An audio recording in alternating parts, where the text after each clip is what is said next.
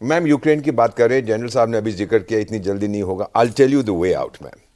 If I were Donald Trump I will pull out.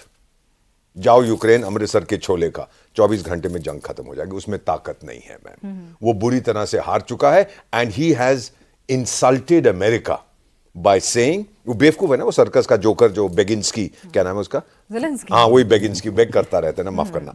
तो वो क्या बोला था उसने, वो जो टीवी इंटरव्यू दिया न्यू ईयर पे, कि मुझे बुलाया था लेकिन मेरा देश जंग में है तो मैं नहीं गया. Hey, come on. When the American president invites you, a beggar like you will run.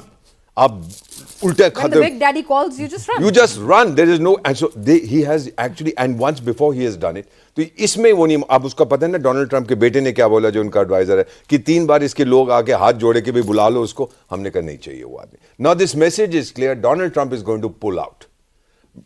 NATO without America is zilch.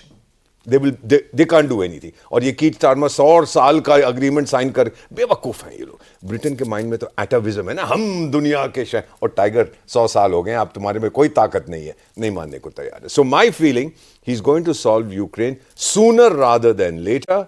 He has already dealt with the Middle East. अब वो जितने हॉस्टेज आते हैं.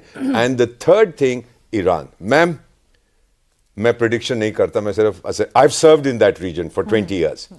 नेतन्याहू का next phone call to Trump, मैं Iran के nuclear facilities पर हमला करने वाला हूं. ट्रंप ने क्या कहा था जब पहले नेतन्याहू बोला I am going to hit Iran, तो ये बुड्ढन साहब बोले देखो उनकी न्यूक्लियर फैसिलिटीज को हाथ मत लगाना, बाकी सब चीज को ठोको. ट्रंप ने क्या बोला, अरे उसी को तो मारना है, और किस चीज को हमने वहां मारना है. And if he does that, and if Trump says yes or no, I don't know what he'll say. He'll probably say, मैंने ये बात आपकी सुनी नहीं जो करना चाहते हो. I can't hear you, मेरे कान में कोई करो. And if that happens, all hell will break loose in the middle. Although all the Arab world would be ecstatic कि ईरान को खत्म कर दिया. आपको लगता है ऐसा हो सकता है?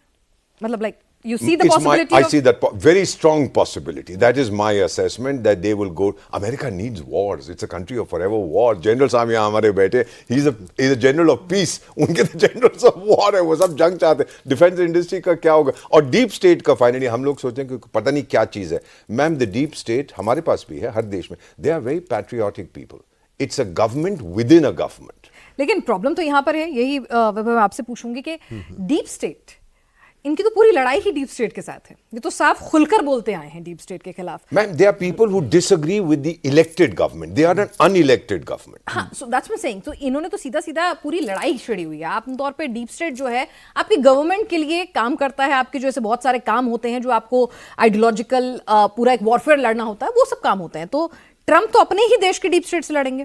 मैं नहीं समझता कि अपने देश के वो डीप स्टेट से लड़ेंगे. वो उसको रेक्टिफाई करने की कोशिश करेंगे, क्योंकि डीप स्टेट हर देश में होता है. मतलब पूरे देश घर के बदल डालेंगे. आप अगर अपने देश के डीप स्टेट से लड़ने लग गए तो आज का मतलब है कि आप एक सेल्फ इमोलेशन मोड में चले गए.